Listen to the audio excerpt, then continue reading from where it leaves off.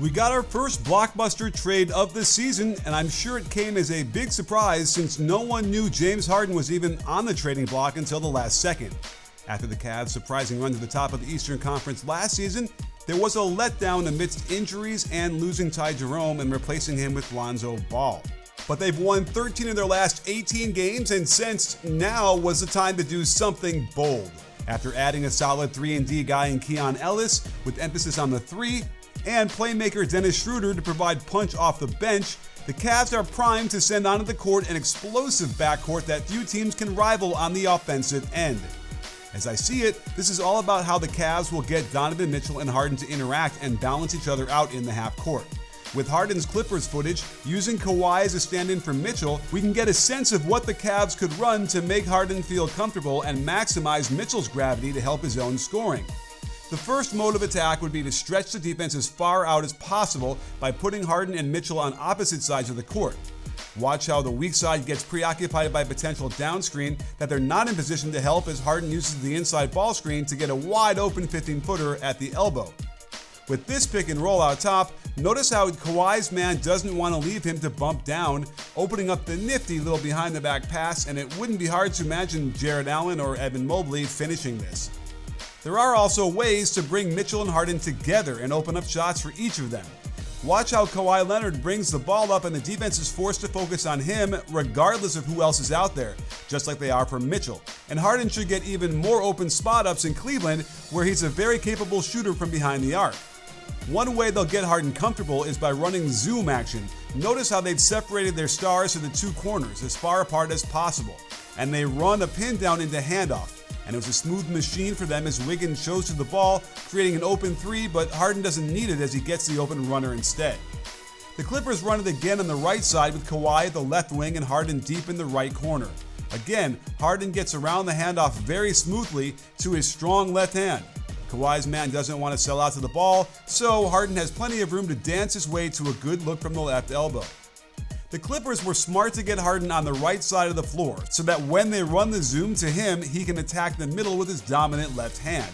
He still has enough speed to get right into the lane. Kawhi's man, like Mitchell's, won't help at all, and if he can pin the defender to his side, he can still stretch to get this off without it getting blocked. Again, we have Harden and Leonard stretching the defense to their breaking point on this zoom action, as making Harden the screener ensures he'll get open while Kawhi is being hounded on the weak side, meaning no help from there, as Harden easily gets right into the paint playing off the gravity of his teammate. The Cavs have this same basic action in their offense, so it should be no problem to plug Harden into the attacker role with Mitchell spread out to the wing to create that same space Kawhi did.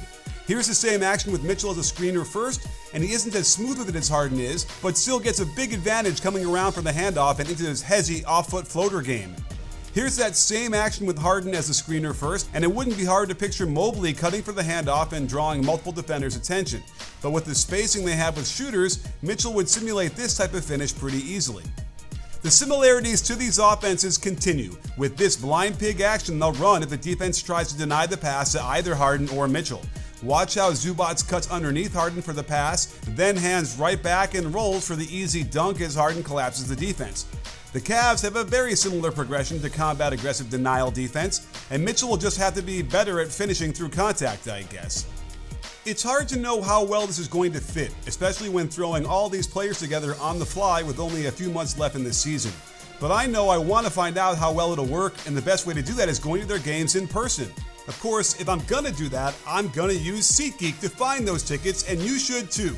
They've got the tickets you're looking for to sporting events, concerts, and the theater. They've got a rating system that tells you what kind of a deal you're getting, and I use them anytime I go see the Lakers or Clippers in Los Angeles.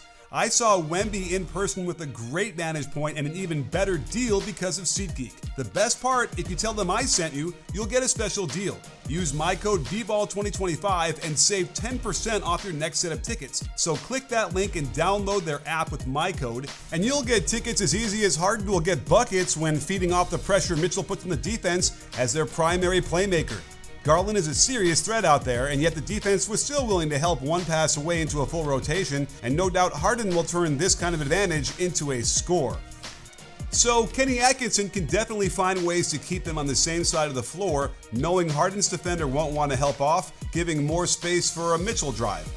And then watch how the Clippers utilize Kawhi's gravity, drawing 2 defenders to the ball on his strong drives, and Harden was able to play off that and find the open space. Donovan Mitchell is no stranger to that type of double team, and if teams opt to load up the ball with Harden on the perimeter, look out for easy buckets galore. The thing is, Harden simply doesn't like to move too much on the court once he gives up the ball, but that can work well alongside Mitchell, who could even get a ball screen from the beard, draw all the attention on a mismatch advantage, and then kick it to Harden for a closeout attack that we rarely see from him these days, despite being so good at it. And I love to see Mitchell out top finding seams in the defense and then kicking it out to Harden for open threes. The defense must be afraid of Mobley rolling hard to the rim, and they'll probably feel the need to shadow the ball since he's so likely to score, and that should get Harden some prime corner threes, something he rarely gets. There have been games where Kawhi was so good, the defense had to send 2 players at him on the perimeter, even with Harden out there. And we've seen time and again what James can do when he's got this much time and space to make a decision. Well, Mitchell will also feast on defenses and command aggressive doubles. Here's that same skip pass, and it wouldn't be hard to imagine Harden creating a shot in the paint out of this. There might be a battle for who gets to control the ball at the end of quarters and games, but my hunch tells me that Mitchell will ultimately defer to Harden, and they can ensure open driving lanes by separating these two like Kawhi is here, and Harden gets downhill to his left for the tough finish. And looking at both their crunch time offensive ratings, we can see that Harden has a slight edge, and if you factor in his better passing, it'll make sense for him to be in these situations with the ball where he can not only create for himself, but set up teammates for open shots. And something tells me that with the way this season has been going, the Cavs will be in a lot of clutch situations going forward, and having a veteran like Harden on their side will no doubt help. Of course, there's not a big need to mention defensive issues from both of these players, and with Mobley and Allen last year, they covered for those issues enough to get an 8th-ranked defense. This year, it's dropped to 13th, but perhaps if they're more efficient on offense, their defense will be better. My worry is that this will just end up yet another of many stops on the Harden train that never quite leads him to Titletown.